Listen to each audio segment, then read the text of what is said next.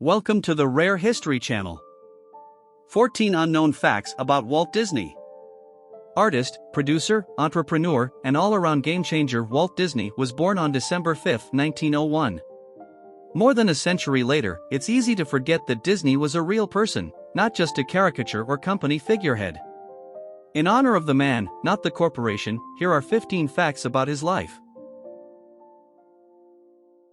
Fact number 1. Walt Disney played Peter Pan in a school play. The story Peter Pan surely held a special place in Walt Disney's heart. Not only was it a hit movie for him in 1953, it also took him back to his childhood. After seeing Peter Pan on stage, young Walt was given the opportunity to play the boy who wouldn't grow up in a school performance. Walt later recalled that his brother Roy was in charge of the rope used to hoist him over the stage to simulate flying. It was just one of their many creative collaborations. Number 2. Walt Disney was a high school dropout. Walt was just 16 when he left school to join the Red Cross Ambulance Corps, wanting to do his part in World War I. But because he was just shy of the minimum age requirement of 17, he forged a different date on his birth certificate. Disney didn't see much action, however. He was sent to France in late 1918, not long after the armistice was signed that ended the fighting. He still helped where he could, driving Red Cross officials and performing other tasks, before he was discharged in 1919. Number 3. Walt Disney almost sold vacuum cleaners for a living. In 1923, Walt joined his older brother Roy in LA to pursue a career in animation. Roy had been selling vacuum cleaners door to door to make ends meet and encouraged Walt to do the same. Walt considered it, but before he could get sucked in by a Kirby-esque scheme, he got a call from a company in New York that wanted him to make shorts for them. Number 4. Mickey Mouse wasn't Walt Disney's first big creation. In 1927, Universal asked Walt and his chief animator Ub Iwerks to create a cartoon character for them. The result was Oswald the Lucky Rabbit. Oswald was a huge hit, complete with robust merchandising. With this success under his belt, in 1928, Disney went to New York to renegotiate his contract with producer Charles Mintz. Mintz, however, countered with a different deal. He wanted to cut the budget. And to add salt to the wound, Mintz had been working backdoor deals to hire Disney's animators out from under him. In the end, Universal ended up with the rights to Oswald, and Disney left New York feeling as if he had lost almost everything. But it all worked out in the end. On the train ride back to California, Disney sketched a character that would eclipse Oswald in popularity, Mickey Mouse. The company regained control of the obscure character in 2006, almost 8 decades after losing him. The rights were part of a trade between Disney and NBC/Universal. They agreed to let Disney have Oswald back, and Disney, the owner of ABC and ESPN, agreed to let NBC use sportscaster Al Michaels for Sunday Night Football. Number 5. Walt Disney didn't draw Mickey Mouse. He did at first, but it didn't last long. After 1928, Walt was no longer animating, focusing instead on story development and direction. He relied on Iwerks and other superior artists to do the drawing dirty work.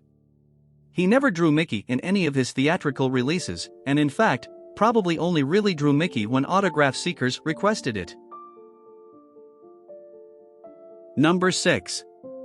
But Walt Disney did voice Mickey Mouse.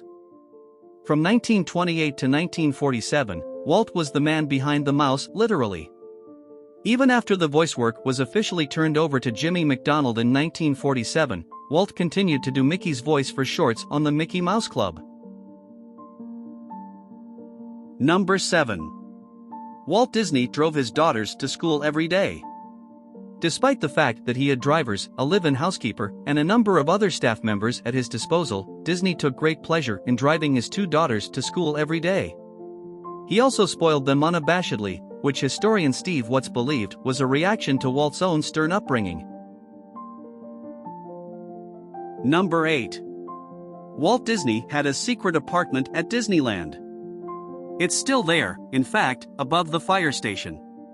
Walt's private apartment isn't typically open to the public, but VIPs are occasionally offered tours. The furnishings remain virtually unchanged from when Walt used to spend time there, including a lamp in the window visible from outside.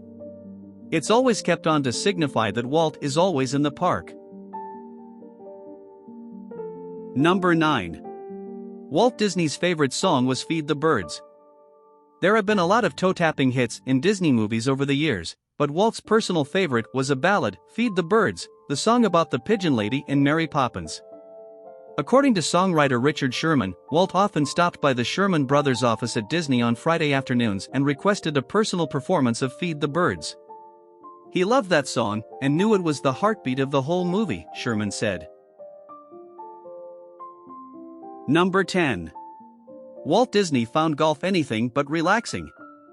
Though many people play golf to relax, Disney couldn't deal with it. After giving up polo at his doctor's behest, Walt took up golf, getting up at 4:30 a.m. to squeeze in 9 holes before work. He found the game so frustrating that he quit and took up a more chill sport, lawn bowling. Number 11. Walt Disney felt responsible for his mother's death. Once he became successful, Walt bought his parents a rather extravagant present, a new house. And when his parents needed something fixed, tweaked, or repaired, he sent his own repairman from the studio over to take care of it. Such was the case when they discovered a problem with their furnace in 1938.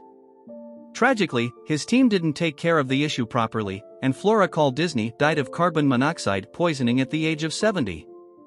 His father, Elias, also fell very ill from the gas leak, but survived. Walt's daughter, Sharon, said that even years later, Walt found the subject nearly impossible to talk about. Number 12. Walt Disney was obsessed with trains. Walt always had an interest in trains, even building an elaborate model in his office, which he enjoyed running for his guests. In 1948, his hobby grew to new heights when he constructed a 1/8 scale model in his backyard, with track spanning half a mile. He deemed it the Carrollwood Pacific Railroad. Number 13. One of Walt Disney's last written communications was rather mysterious and involved Kurt Russell.